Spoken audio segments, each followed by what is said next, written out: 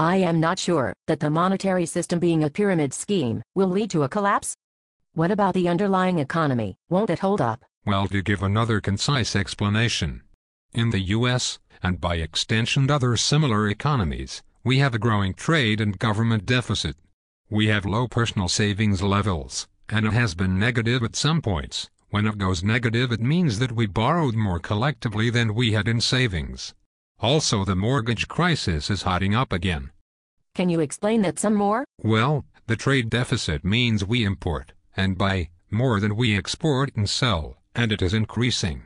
This begs the question, where is the income going to be generated from to sustain our economy, for us to purchase goods and services, and pay back debts?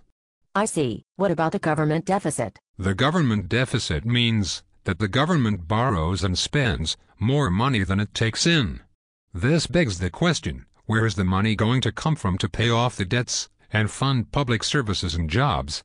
I guess that normally would come from taxing the citizens, but with rising unemployment and underemployment that isn't possible. Correct. The low level of savings nationally means that loan creation is near impossible without foreign assistance.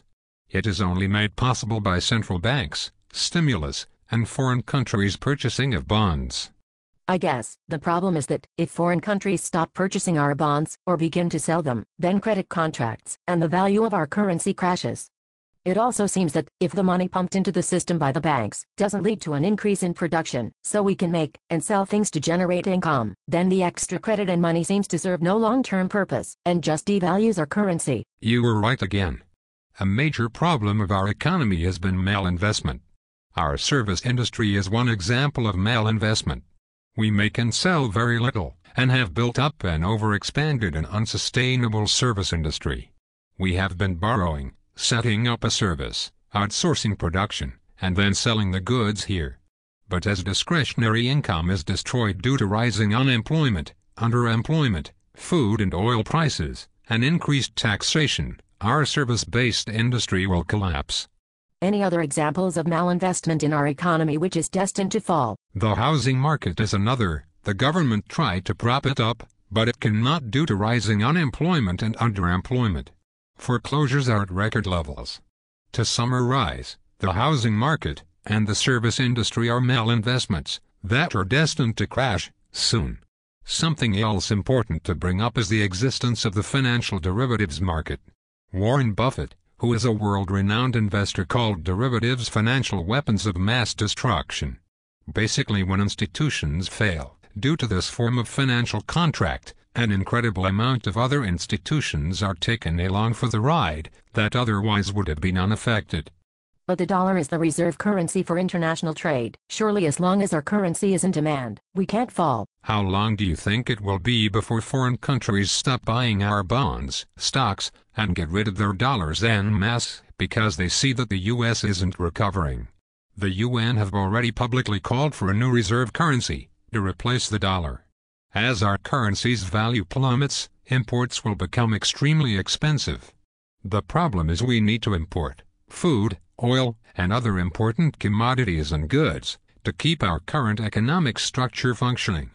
Won't the government stimulus help the underlying economy? Government stimulus is merely propping up the malinvestments of the service sector and the housing market. The government stimulus is merely propping us up for a greater fall. Also, it's crucial to note that global food inventories are the lowest they have been in decades, which will lead to food shortages and higher prices.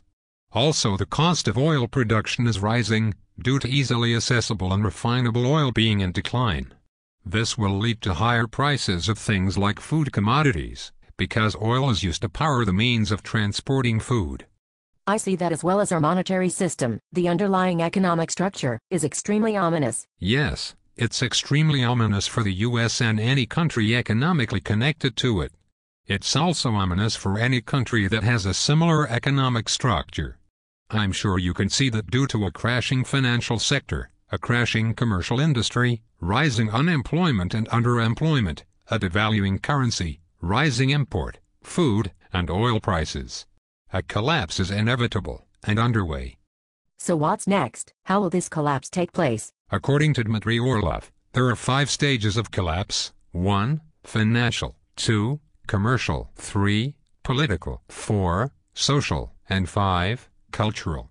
The financial stage is underway, and the next stage is the commercial, which is the breakdown of the supply of goods and services.